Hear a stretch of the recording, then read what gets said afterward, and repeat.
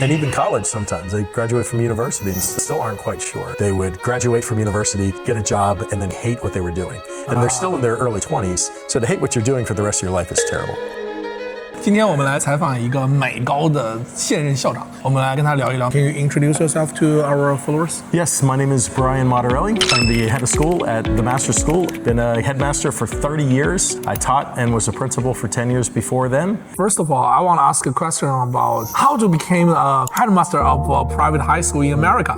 I think that really good headmasters should be good teachers first. I knew when I was 14 that I wanted to be a headmaster. The term headmaster means lead teacher. Master was the term that was used in the old British system for teacher. And then headmaster is the head of the teacher. So to be headmaster, you should be a very good teacher first.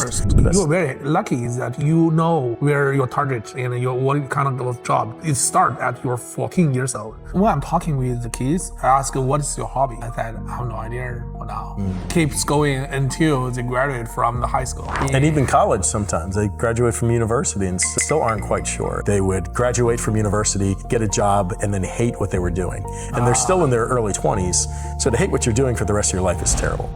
Pretty interesting at the school that I had right now. Headmasters got together maybe 20 years ago. This group created an assessment, a real test of abilities called the Highlands Ability Battery. And it really assesses what you are great at, what you're good at, what you're not so good at. I have 4 children, 2 girls and 2 boys. My second daughter didn't really know what she wanted to do. She was leaving 10th grade, moving to 11th grade. And she actually sat down and did that Highlands Ability Battery. And when we sat down with my wife and me, along with her and the guidance counselor and looked at the assessment and to say she's 31 years old now and she has never looked back from that day. From that day, she found her career path she said, that is it. That's what I've been looking for my whole life. And so she charted her pathway all the way through that. We only went to the universities that were the best. As a dad, it's great to see your kids doing exactly what they were made to do. What things changed after they realized what they made to do? I appreciate you asking that because with her, she loved to read and she was a good student. She's a very smart girl. But what changed in her was her focus on learning to become who, again, she was made to be. She became a much better student, much more serious. She finished her bachelor's degree in 3. She went to an honors college, was in the honors program at the college she was in, which even added some extra classes.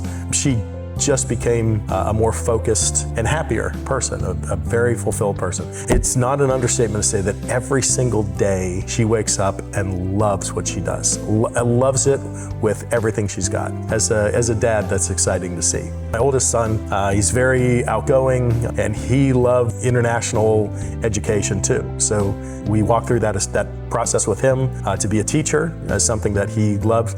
So he's now a STEM teacher. He teaches in Singapore at Canadian International School there. And so then I've got my youngest son, a completely different person. He's working on his PhD right now in biomedical engineering, totally different. But all of my kids have chased different paths. They are not learning for other people anymore. They are learning for their own path. Yeah, absolutely. That's one of the things in the US is we really think about not what is the best university. We think what is the best university for my child.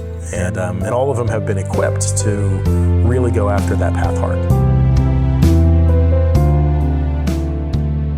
我是于腾，我们实地访问了近100所的美国初高中，很多关于美高的留学的费用、语言、融入等问题都写到了这本《美高留学指南》里面。私信666，今天就免费送给你。